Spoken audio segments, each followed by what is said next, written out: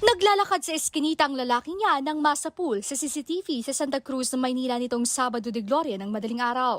Maya-maya, huminto siya at tumingala na tila may sinisipat. Nang makahanap ng tiyempo, umakit na siya sa bakod na di alintana ang barbed wire. Nakarating siya sa ikalawang palapag. Sunod nang makikita ang lalaki sa loob ng bahay na pilit tinatakpan ng puting bimpo ang kanyang ulo bago pumasok sa isang kwarto sa ikatlong palapag. Tumagal ng kalahating oras bago muling nakita ang suspect sa labas ng bahay. Bumaba siya sa bakod at tumakbo palayo. Natangay niya ang higit 2.5 million pesos na halaga ng luxury items at iba pang gamit. Base sa investigasyon, nakabakasyon sa ibang bansa ang may-ari ng bahay nang mangyari ang pagnanakaw.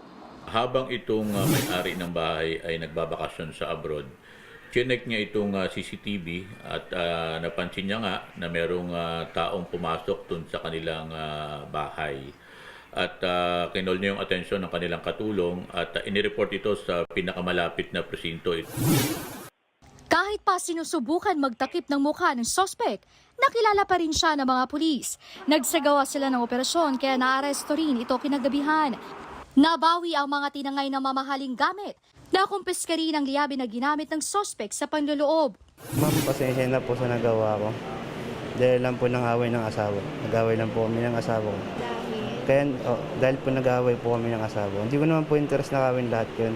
Kaya binalik ko naman po lahat. Pasensya na po sa abala, ma'am. Pinagsisisihan ko na po lahat.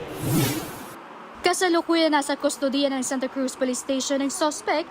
Nagbabalita mula sa frontline, Nina Ongpauco, News 5.